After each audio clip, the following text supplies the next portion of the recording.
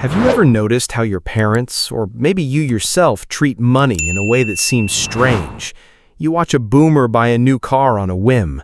You watch a millennial spend $10 on avocado toast without blinking. But you're Gen X. You're the latchkey kid who grew up, the one who watched the world shift under your feet.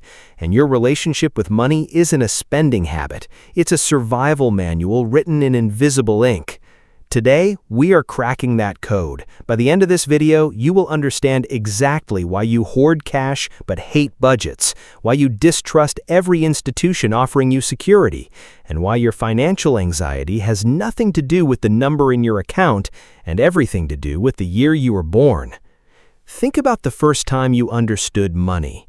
Maybe you were sitting on a shag carpet in 1982, watching your dad sweat over a stack of bills at the kitchen table. The air was thick with inflation talk. Interest rates were at 15%. Your parents whispered about layoffs. You were supposed to be watching cartoons, but you were learning a lesson. Safety isn't guaranteed. The system can break. Then came 1987, Black Monday. You were a teenager or a young adult. The stock market crashed 22% in a single day. The news showed traders on the floor looking like they'd seen a ghost. The economy wasn't a ladder anymore. It was a trap door. Your boomer uncle said, "Buy the dip." Your silent generation grandparents said, "Save every penny." But you looked at the chaos and thought this house of cards is real. Fast forward to 2001, the dot-com bubble burst. All that internet gold turned to dust overnight. If you had just started investing, you got wiped out. You watched companies vanish. Then, right when you caught your breath, 2008 hit, the Great Recession. The housing market collapsed. Lehman Brothers, a titan of finance, filed for bankruptcy. You watched friends lose their homes. You watched retirement accounts get cut in half. For Gen X, this wasn't a bad season. This was your prime earning years. Psychologists call this the recency bias on steroids. But for you, it's not a bias, it's lived experience. While millennials watched 2008 from dorm rooms and boomers watched it from the tail end of their careers, you were right in the middle of it. You were supposed to be climbing the ladder, building the nest egg, and instead, you were just holding on. Your money psychology isn't broken. It's an adaptation to a world that broke its promises to you. Gen X is the smallest generation, sandwiched between two giants, the idealistic boomers and the digital native millennials. You were raised on MTV, saw the fall of the Berlin Wall, and invented grunge. Kurt Cobain wasn't just music, he was the sound of generational disillusionment. You value authenticity because you've been marketed to since birth. You see the strings behind the curtain, and this bleeds directly into your wallet. When a boomer hears, "invest in the S&P 500, they think wealth building. When a millennial hears it, they think future down payment. When you hear it, Gen X, a little voice in your head whispers, "Yeah, but what if the whole thing blows up again?" You don't take financial advice at face value. You question it. You research it. You might even reject it simply because someone told you to do it. This isn't stubbornness. It's a survival mechanism forged in the fires of watching institutions lie to you repeatedly. A study by the St. Louis Federal Reserve found something fascinating. Gen X carries more debt than any other generation. Not student loan debt like millennials, not mortgage debt like boomers, consumer debt. Credit cards. Why? Because you were the first generation raised on easy credit. In your 20s, credit card offers flooded your mailbox. They were shiny, glossy promises of freedom. And when the recessions hit, those cards became life rafts. You didn't use credit for luxury. You used it to bridge the gap between broken systems and real life. But here's the paradox that defines your generation's money mind. You are simultaneously the best savers and the most distrustful of savings. Gen X, on average, has higher 401k balances than millennials. You save aggressively, almost frantically. But you also keep way too much cash on the sidelines. The fear of another crash paralyzes you from fully investing. You want to grow your money, but you want it safe. You want it liquid. You want it under the mattress. This is the psychological scar tissue of living through 3 major market catastrophes. Your financial planner calls this irrational. It's not irrational. It's hyper-rational given your data set. If you drive a road every day and get into 3 major car wrecks on that road, you don't call it a safe road just because the map says so. You start taking the side streets. Gen X took the side streets. You built side hustles. You became the most entrepreneurial generation in American history. You are the generation of the quiet empire builder. You don't want to be Elon Musk. You just want a 6-figure business that no boss can take away from you. Look at your relationship with work. Boomers live to work. Millennials work to live. Gen X, you work to survive, and you kind of resent everyone for it. This grind-it-out alone mentality comes straight from your latchkey childhood. You came home to an empty house at 8 years old. You made your own dinner. You did your homework without being told. You learned that the cavalry isn't coming. That same kid now sits at a computer, running a consultancy, not because you love the hustle, because trusting a single employer feels dangerously naive. A therapist specializing in financial psychology once told me about a Gen X client named Mark. Mark had $1 million saved by age 45. $1 million. He should have felt secure, but he couldn't sleep. He was terrified of losing it.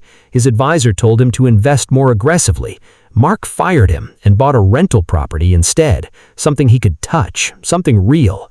Mark wasn't being difficult. Mark was a kid who had watched his father get a gold watch and a pink slip on the same day in 1990. Mark's brain wasn't broken. It was highly attuned to the sound of shattering glass. This brings us to the midpoint. If you hear your own story in these words, if you feel the weight of being the forgotten generation who figured it out in the shadows, this is your moment. Hit the like button, subscribe to this channel, and in the comments, type Latchkey, because that kid who learned to survive alone, that kid built an empire. We see you. Now let's finish this. There is a hidden gift in your chaos. The boomer model was linear: school, job, retire, die. The Gen X model is cyclical: build, crash, rebuild, adapt, repeat. This makes you resilient in ways that other generations simply aren't. When the pandemic hit in 2020, millennials panicked, boomers panicked. Gen X, you had already been through worse. You tightened the belt, pivoted the business, and kept moving. You were the generation that doesn't freeze in a crisis. You've already been through 3. What's one more? Your spending habits reflect this too. You are the king and queen of value. You'll spend hours researching a purchase, not because you're cheap, but because you hate being played. You want the best, but you want it for less. You'll buy a used Toyota and drive it for 15 years, not because you can't afford a BMW, but because paying for a logo feels like paying for someone else's marketing budget. You see the manipulation in status symbols. You've been marketed to your whole life. You've developed immunity. But this immunity has a dark side. It can tip into scarcity mindset. When you were growing up, resources felt limited. Attention from parents, job security, economic stability, it all felt like it could vanish, and it often did. So now, even when you have enough, it doesn't feel like enough. You are one of the wealthiest generations on paper, yet you feel the poorest. Because wealth isn't just numbers, it's nervous system regulation. And your nervous system learned hypervigilance at age 8. So how do you heal the Gen X money wound? You don't heal it by ignoring it. You don't heal it by repeating affirmations you don't believe. You heal it by acknowledging that your anxiety was never a character flaw. It was a logical response. You then make a contract with your adult self. You say, I know the world is chaotic. I know the system can fail, but I am not a powerless child anymore. I have skills. I have adaptability. I have proof that I can survive the worst. You start to shift from survival mode to stewardship mode. Instead of hoarding cash out of fear, you deploy it with purpose. You don't throw money into random stocks because a TikTok told you to. You don't keep it all in a savings account losing value to inflation. You build a fortress with windows. You invest a portion for growth, keep a portion for safety, and you sleep at night because your safety isn't in the market. Your safety is in your hands, your mind, and your unshakable ability to pivot. Here is the Gen X anthem. You were the generation nobody asked about. The boomers had Woodstock in the corner office. The millennials had avocado toast in the spotlight. You were the one in the garage building a business, the one at the kitchen table fixing the mess, the one who didn't need a parade. You needed results. Your money habits are not weird. They are a love letter to your younger self, that 8-year-old with the house key around their neck. You made sure that kid never went hungry. You made sure the lights stayed on. You built a fortress out of fear, and it served its purpose. But now, you can open the gate. The war is over. You won. So look at your finances this week, not through the eyes of 1987 or 2001 or 2008. Look at them through the eyes of now. You have survived 100% of your worst days. You were the generation that walks through fire and comes out with a business plan. You are Gen X, the forgotten ones, the silent builders, the financial rebels who trusted their gut when the experts were wrong. And that is your superpower.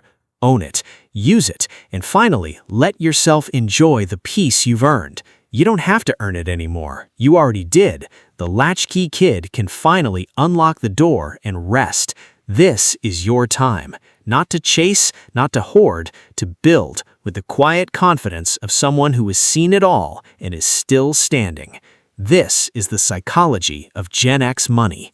This is you.